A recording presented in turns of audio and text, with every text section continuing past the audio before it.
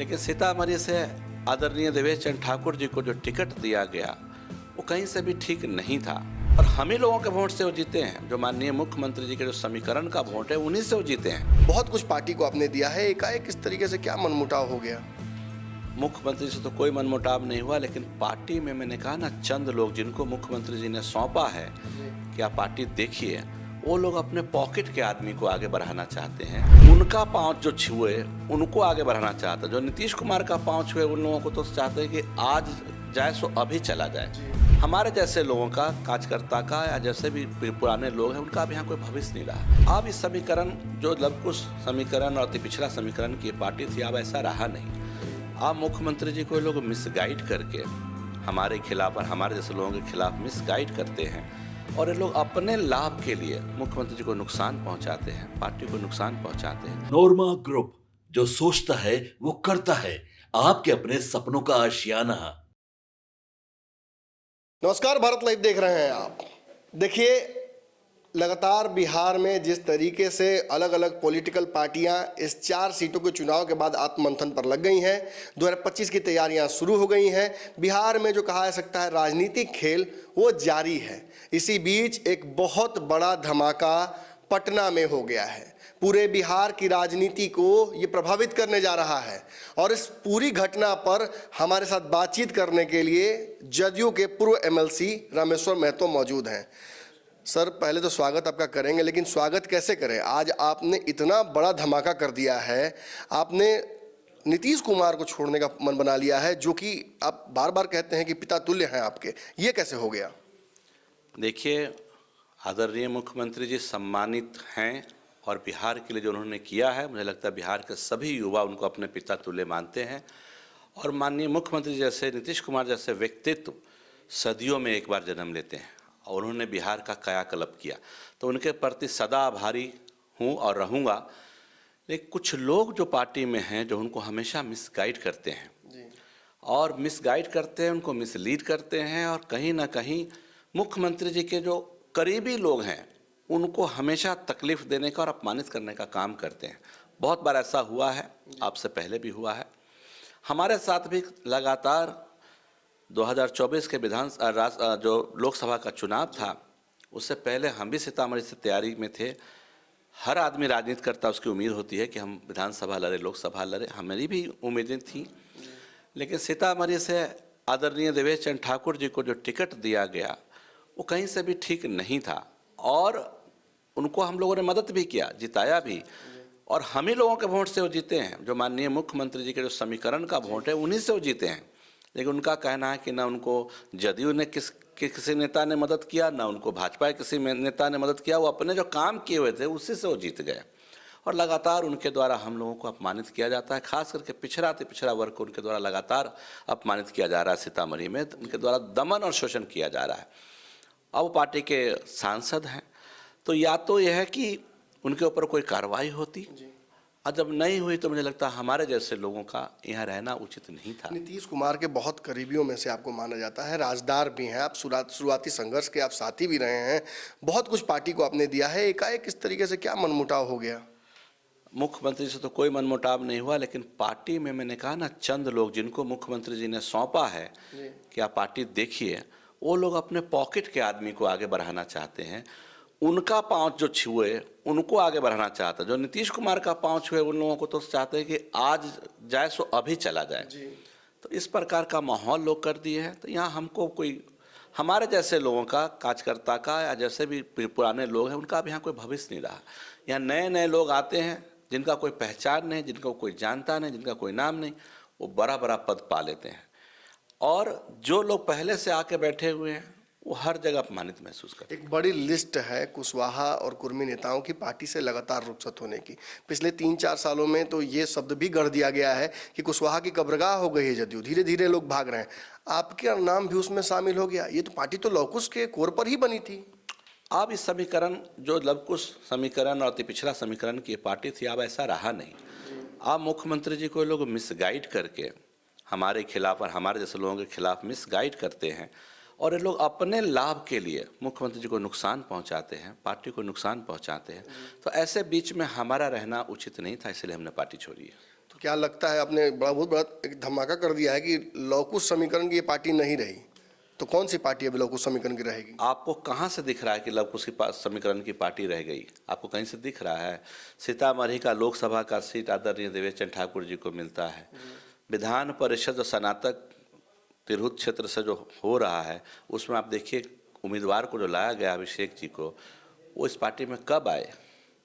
क्या वहाँ पे कोई पिछड़ा अति पिछड़ा का, लवकुश अति पिछड़ा का कोई बेटा नहीं है?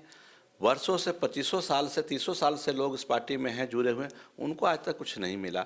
एक साल 2 साल से कोई आदमी आ गया और ले लिया, तो कहीं ना कहीं मुख्यमंत्री जी को लोग मिसगाइड कर रहे हैं। बारी की भी बात हो रही है। हाँ जी, और अब बाहरी है उम्मीदवार 4 जिला में से किसी जिला के भी नहीं है। तो कहीं ना कहीं हम आप देखेंगे कि कुछ लोगों का वर्चस्व हो गया है और मुख्यमंत्री जी को मिसगाइड करके लोग अपने लाभ के लिए आगे बढ़ जाते हैं। अब बार बार देवेश चंद्र ठाकुर जी का नाम ले रहे हैं, क्या पार्टी छोड़ने की मुख्य वजह वही है या और भी कड़ियां हैं इसमें जुड़ी हुई? देखिए, हैं तो बहुत लोग, लेकिन मुख्य रूप से हमको उनके द्वारा बहुत अपमानित किया गया। उन्होंने कहा, जैसे पिछड़ा अति पिछड़ा के लोग, हम लोग कुछ बैठे थे चुनाव से पहले पटना में, तो उन्होंने कहा कि कुछ अंधे और कौवा लोग बैठे थे। उसके लिए हमने एक बार चाणक्य में मीटिंग भी की थी, सब लोग एकजुट भी हुए थे। लेकिन ठीक है, मुख्यमंत्री जी का निर्णय था, उन्होंने टिकट दिया, तो हम लोगों के लिए मजबूरी थी उनको जिताना। जिस पार्टी में हम हैं वहाँ निष्ठा से थे। लेकिन उनका कहना है कि ये लोग वोट नहीं दिया, विरोध किया। अगर हम विरोध कर देते तो चुनाव नहीं जीते। और उनके नॉमिनेशन में हमारे बिहार राज्य के जो सबसे वरिष्ठ 2 नेता हैं कुशवाहा समाज से, आदरणीय उपेंद्र कुशवाहा जी, आदरणीय सम्राट चौधरी जी, दोनों आके दोनों तरफ बैठे उनके नॉमिनेशन में। बीच में बैठे देवेश चंद्र ठाकुर जी। जब हमारे वरिष्ठ नेता लोग समाज के आके वहाँ बैठ गए तो हम लोग समझ गए कि इनको मदद करना है, जिताना है। लेकिन उनका लगातार कहना है कुशवाहा वोट नहीं दिया। कुशवाहा को आप जदयू से अलग कैसे कर सकते हैं? लवकुश का समीकरण का तो ये पार्टी ही है। आप बाहरी भीतरी करते रहे। आदरणीय देवेश चंद्र ठाकुर जी, ऐसा किसी कोई पार्टी नहीं है बिहार का जिसमें वो नहीं गए। उन्होंने यहाँ तक आरोप लगाया था मुख्यमंत्री जी के ऊपर, जो कि बेबुनियाद था, कि मुख्यमंत्री जी ने, नीतीश कुमार ने 10 करोड़ रुपया लेकर डॉक्टर वरुण को टिकट दे दिया। 2019 में उन्होंने आरोप लगाया था प्रेस कॉन्फ्रेंस करके। हम लोग बहुत आहत हुए, क्योंकि नीतीश कुमार को सिर्फ नेता नहीं मानते, नीतीश कुमार को पिता तुल्य मानते हैं। और नीतीश कुमार के खिलाफ बोलने वाला व्यक्ति को मुख्यमंत्री जी ने टिकट भी दे दिया। और आज भी वो जहाँ मौका उनको मिलता है, वो नीतीश कुमार जी को या हम जैसे लोगों को हर जगह अपमानित करने का काम करते हैं। टीस तो आप में है, ये देखने में साफ समझ में आ रहा है, लेकिन नीतीश जी को लेकर भी तो आपके मन में भावना हमेशा ऐसी रही है। ऐसे में जो आरोप आप लगा रहे हैं और पार्टी छोड़ने का इतना बड़ा फैसला कर लिया, लगता नहीं है कि कुछ दिन और रहना चाहिए था और उसमें संघर्ष करना चाहिए था, लड़ना चाहिए था? मेरी स्वभाव में बहुत लड़ना नहीं, मैं स्पष्ट बात रखता हूँ और मैंने बहुत बार बात रखी है।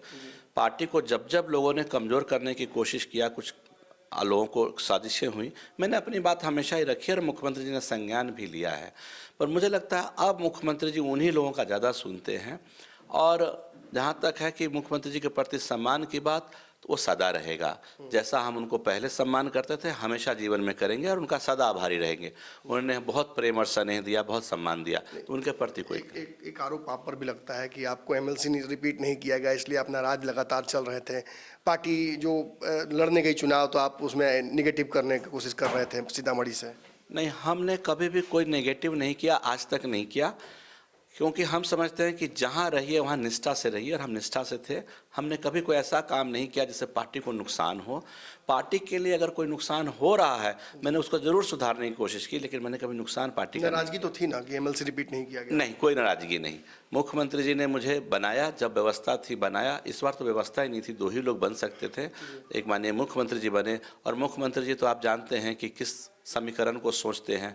वो तो सेकुलर लीडर हैं, समाजवादी हैं। उनको लगा कि लवकुश से हम हैं तो एक अल्पसंख्यक से भी होना चाहिए, तो उन्होंने खालिद अनवर जी को रिपीट किया। वो सबका कोई मलाल नहीं। आखिरी सवाल है, आपका नाम लगातार नीतीश जी के अलावा आरसीपी सिंह जी से, उपेंद्र कुशवाहा से हमेशा जोड़ा गया है। अभी जो ट्रेंड चल रहा है, सभी अपनी राजनीतिक पार्टी बना रहे हैं, तो रामेश्वर महतो राजनीतिक पार्टी की तरफ बढ़ेंगे क्योंकि संगठन एक बड़ा है आपके पास पूरे देश भर में, या आप किसी पुराने नेता के साथ जाकर अटैच होने जा रहे हैं? देखिए, मैं पार्टी छोड़ने के बाद समाज के बीच में जाऊंगा, समाज के लोगों के बीच में घूमूंगा। आज के डेट में कुशवाहा समाज बहुत जागरूक है और राजनीतिक बहुत ज्ञान है, तो हम लोगों से मिलेंगे, लोगों की राय लेंगे। अगर समाज का समर्थन मिला तो राजनीति करेंगे, वरना राजनीति से संन्यास ले लेंगे। 4 सीटों पर एनडीए की जीत हुई थी, ये समय छोड़ने लायक तो नहीं था एनडीए को?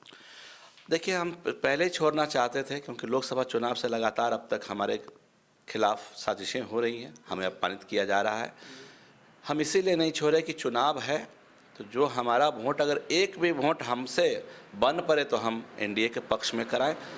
इसलिए हमने अभी तक नहीं छोड़ा, क्योंकि अभी कोई चुनाव नहीं है और हमारे छोड़ने से हमको नहीं लगता कि कोई बहुत ज़्यादा कोई फ़र्क पड़ेगा।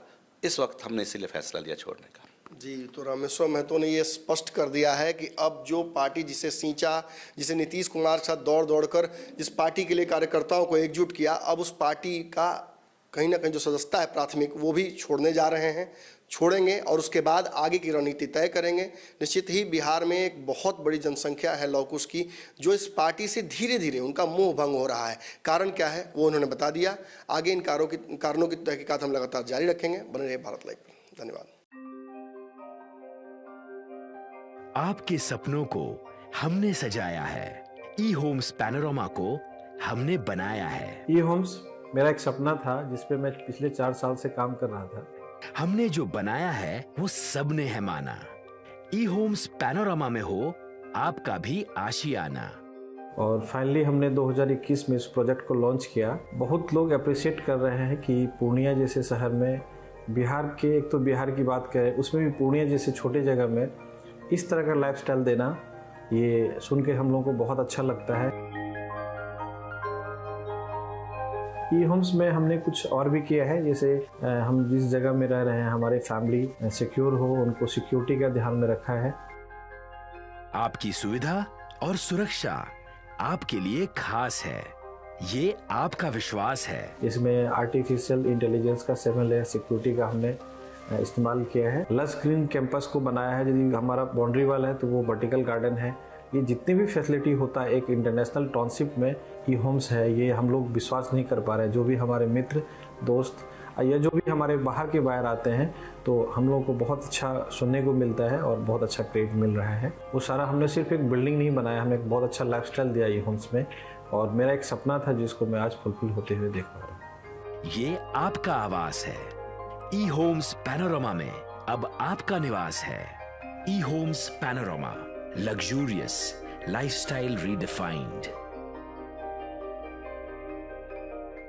पनोरमा ग्रुप, जो सोचता है वो करता है। अगर ये वीडियो पसंद आई और वह बिहार के राजनीति और बिहारियत से सरोकार रखेनी तो सब्सक्राइब बटन दबा के चैनल के सब्सक्राइब कर ली। ओजे एगो घंटी बा, ओकरा बटन दबा देला से कुल सटीक और मारक खबर रुआ मुफ्त में मिल जाई। अगर रुआ पत्रकारिता के हमनी के नया प्रयोग में सहयोग कर चाहतानी तो ज्वाइन बटन दबा दी। पेटीएम नंबर नोट कर ली 93868167